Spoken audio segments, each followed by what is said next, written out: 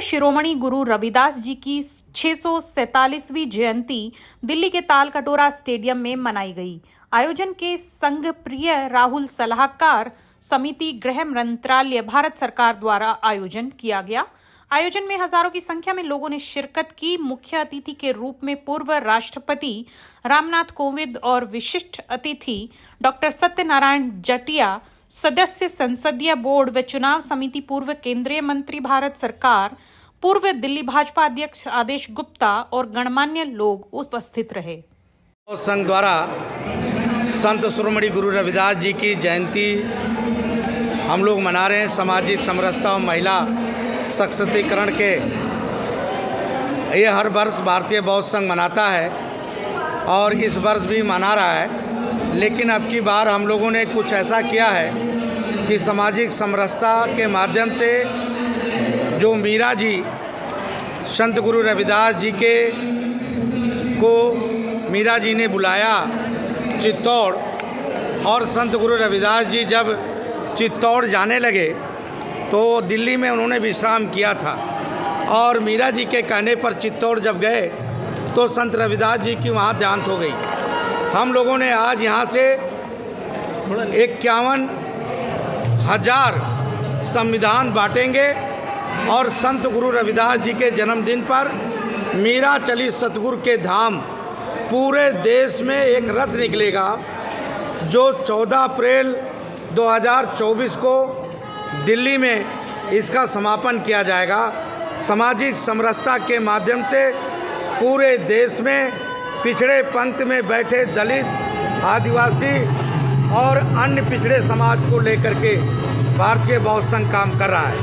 हमारा मकसद है कि इस देश में सामाजिक समरसता बने। बाबा साहब डॉक्टर अंबेडकर, संत रविदास और संत कबीर, पंडित दीनदयाल उपाध्याय और श्यामा प्रसाद मुखर्जी जी के विचारधाराओं को जन जन तक पहुंचाया जाए। देश के प्रधानमंत्री आदरणीय नरेंद्र मोदी जी, देश के सर संचालक आदरणीय मोहन भागवत जी का जो पैगाम है कि हर दलित के घर में दिया जलना चाहिए, हर दलित के घर में मकान होना चाहिए, हर घर दलित के घर में जल होना चाहिए। ये जो देश 75 साल के तरफ चल रहा है, आज भारत उदय के रूप में, एक नया भारत के रूप में देश के प्रधानमंत्री आए हैं। उनके साथ भारतीय बौद्ध संघ उनका पैगाम लोगों तक पहुंचाने का काम संत गुरु रविदास जी के जन्मदिन पर कर रहा है। सतगुरु रविदास जयंती के उपलक्ष्य में पूर्व में ही आयोजित किया गया है, और संतों के बारे में हमारा देश, उनके उपदेशों के बारे में हमारा देश एक संस्कार ग्रहण करता है। तो एक तरह से ये आयोजन संतों से प्राप्त उपदेशों को संस्कार मान करके अपने आप में जीवन में उतार करके उस आदर्शों को जीने के लिए एक प्रेरणा का कारण है। निश्चित रूप से जिस वक्त सदगुरु रविदास रहे होंगे और उस वक्त जहाँ सिकंदर लोदी का साम्राज्य हुआ करता था, उस समय में हिंदू धर्म के प्रति जो आघात हुए और उनको रोकने के लिए संतों ने ही इस प्रकार की सारी बातों को लोगों के मन में एक विश्वास पैदा किया, और उस दृष्टि से आज जो हिंदुस्तान दिखाई देता है वो उसी का परिणाम है। तो आज की इन परिस्थितियों में भी हम अपने और संस्कारों को न भूलें, इसलिए सदगुरु रविदास और ऐसे सभी संत जो उस समय रहे होंगे भक्ति काल के, और जिसको मैंने कहा है कि उस समय नामदेव संत हुए, और ये सब संत ऐसे थे जिनको कि जाति के कारण से कोई बड़ा सम्मान उस समय नहीं दिया जाता रहा होगा, और आज भी उन जातियों के बारे में कोई अच्छी विशेष धारणा बनी होगी। ऐसा अभी आवश्यकता उस बात की कि उनके बारे में अच्छी धारणा बने।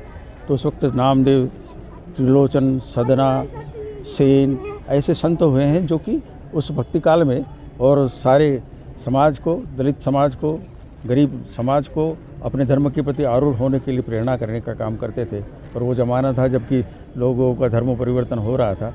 आज धर्म का अर्थ परिवर्तन होने का अर्थ संस्कृति का परिवर्तन हो रहा था। उसको बचाए रखने के लिए भी आज भी इस प्रकार के आयोजनों की और इस प्रकार के उपदेशों की आवश्यकता है। और अभी हमने देखा है कि आज हम देख रहे हैं कि राम जन्मभूमि के बारे में जिस प्रकार से प्राण प्रतिष्ठा हुई, यह भी उसी कड़ी में एक तरह से लोगों में अपने संस्कारों को जागृत रखने के लिए, अपने संस्कारों को, आदर्शों को अनुसरण करने के लिए एक प्रेरणा का कारण है। तो ये परंपरा बनी रहना चाहिए। आज का आयोजन भी उसी प्रेरणा का एक उदाहरण है।